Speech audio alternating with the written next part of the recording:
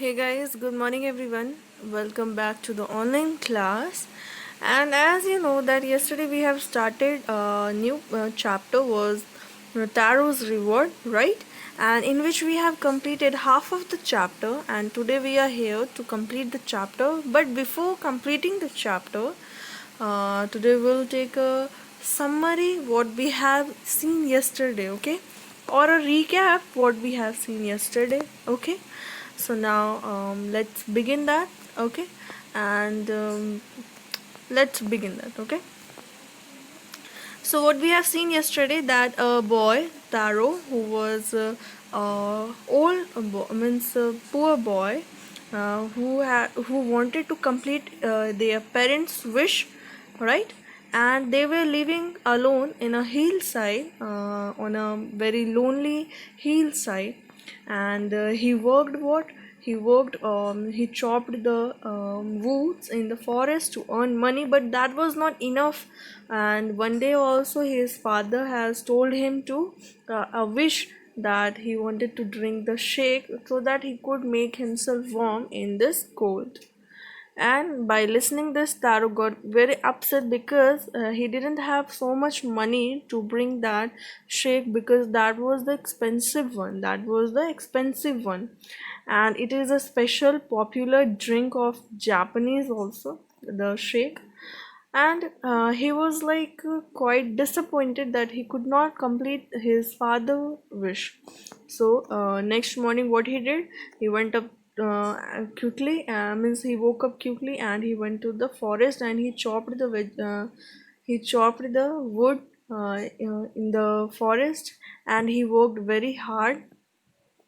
Means he continuously chopping that woods and working there. And later on he could hear some of the means rushing sound of water, which he haven't heard it earlier. And by listening he followed that sound, and he reached up to a place where he could find a waterfall, where the water was coming. And when he tasted that water, what he felt it is just equal as the shake what his father wanted. And what he did, he just filled the pitcher, the earthen pot, with that shake, the water what he had seen there, and took this to his father. And father has given this shake to a woman who was her, means their neighbor. And she spread this news what Taru has told her about the magical waterfall, and she spread this in the village too. Now we'll see what happened after knowing this story, to what was the reaction of the villagers after listening this story of what the Taro has told, okay? That evening, there was a long procession of visitors to the woodcutter's house. Each man heard the story of the waterfall and took a sip of the shake. In less than an hour, the pitcher was empty. Means after listening this all the story what was told by Taro, all the villagers gathered there, and they just listened and they drank also the shake what was brought by Taro, right? And an hour it got completed. The the earthen pot got completed. Next morning, Taro started for work even earlier than the morning before. He carried with him the largest pitcher he owned, for he intended first of all to go to the waterfall. When he reached it, he found to great surprise all his neighbors there. They were carrying pitchers, jars, buckets, anything they could find to hold the magic shake. Then one villager knelt and held his mouth under the waterfall to drink. He drank again and again and then shouted angrily, "It's water! Nothing water! Nothing but water!" Others also tried, but there was no shake, only cold water. Means as all heard about the news about the magical waterfall, they all villagers went to that waterfall. Means earlier than Taro, when he reached there, he could see that all the neighbors, his neighbors were already reached there, and they were just filling all the pots, vessels, earthen pots, what can the whatever the things can store that shake, they just carried that. And one of the men, when he seen, he tried to taste that water, and after tasting, what he find, it is just only the water, and he shouted angrily, "We have been tricked," shouted villagers. Where is Taro? Let us drown him in this waterfall." But Taro had been wise enough to slip behind a rock when he saw how things were going. He was nowhere to be found. As the villagers were reached there with their pots, earthen pots, whatever the things they had carried, they were disappointed that this waterfall is just a water. It is not the shake. It doesn't taste it like a shake. And they planned, when Taro will be here, they will drown him. They will drown him in the water. And after listening that, Taro slipped behind a rock and hid himself. They were quite angry. The villagers were quite angry. Muttering their anger and disappointment, the villagers left the place one by one. Taro came out from his hiding place. Was it true? He wondered. Was the shake a dream? Once more he caught a little liquid in his hand and put to his lips. It was the same fine shake. To the thoughtful son, the magic waterfall gave the delicious shake. To everyone else, it gave only cold water. As when the villagers angrily they gone from there, they all just disappeared from there. Then Taru came out from his hidden place, and he was quite shocked that what he tasted yesterday, that was the shake, that tasted shake, and now what happened? Is it really a water? He again tasted that liquid, a little liquid in his hand to mouth, and what he tasted, he tasted the same delicious shake, which was only cold water to everyone. He was quite shocked and he was surprised too. The story of Taro and his magic waterfall reached the Emperor of Japan.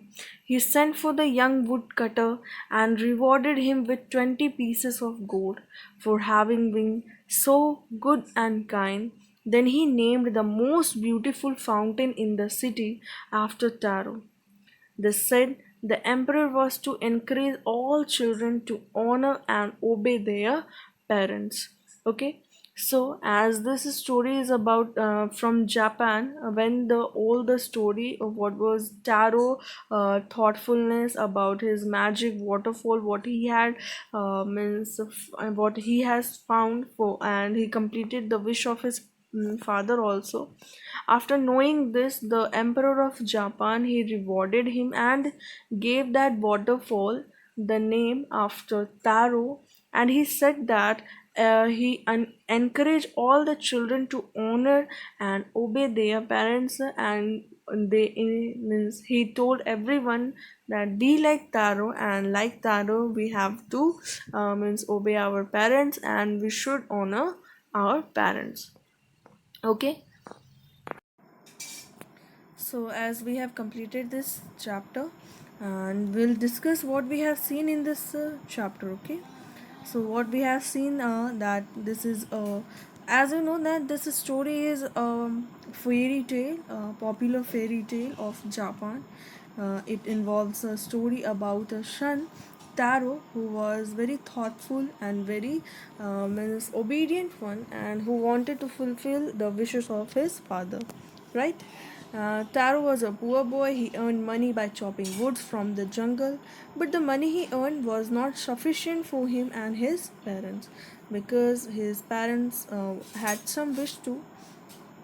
One day it started blowing cold winds. All the people in the home felt cold due to that cold wind passing from the cracks of the wooden house, right? His father wished him he could have some shake to means warm his heart. Okay, and as you know that this shake, which is a Japanese drink, costly Japanese drink. Taro was sad as he did not have money to buy the expensive shake. Yeah, because chopping wood was not enough to earn money. So he decided to work hard. Next day he woke up early and he went to the forest to chop the woods. Suddenly he heard the sound of a falling water. It amazed him as he was as there was no river here earlier. He was like quite shocked that there were no river, but how the sound is coming. Since he was also thirsty, he followed the sound of water. Soon he found a waterfall behind the rock. He went near to the fall and put his hand in the water. To his amaze, he discovered what? He discovered that the water was not water, but it was a shake. It tasted just like the shake. He became happy and filled some shake in his pitcher, the earthen pot. When he reached the house, he gave the shake to his father. The father shipped the shake and started dancing with joy. As you have seen that he danced in the middle of the floor. When then a neighbor came in the evening, father offered her a cup of shake. The woman was happy to take the shake, and after listening the story what was told by Taro, she spread the news to all the villagers, and every villagers rushed to the Taro's home and tasted the shake.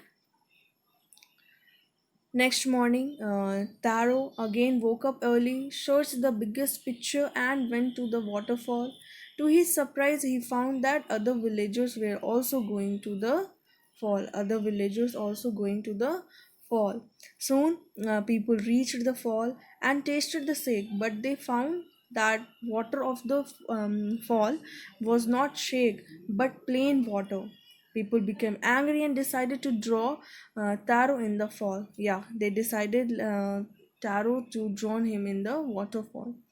By listening this, Taro made himself quick hide himself behind the rock. Soon people reached the fall. Taro hid him behind the rock and waited till all the villagers went home, and he now tasted the water again. When the people gone from there, he tasted again the water. But in his surprise, what he found again, he still felt that it was a shake. It wasn't the water for him. It was just like a shake. So later on he was awarded means he was about it, awarded to take care for his parents, and he was awarded he what was he awarded exactly? He was awarded 20 pieces of gold to encourage other children to take care of their parents too. Okay. So, moral of the story is that we should take care of our parents and elders. God helps only those person who takes care of their parents. Yeah, God only helps those persons who take good care of their parents. So please remember that we should respect our parents and elders too. It doesn't mean only we have to respect our parents. No, that is not enough. We have to respect everyone. In fact, not the elders, we should respect our youngers too. Okay, because as what we want when we respect anyone, we also get some respect in with their reactions too, right? So respect everyone. Most important, respect your parents, and later on respect elders and youngers too. So this is all about the poem. Okay, have a nice day to all.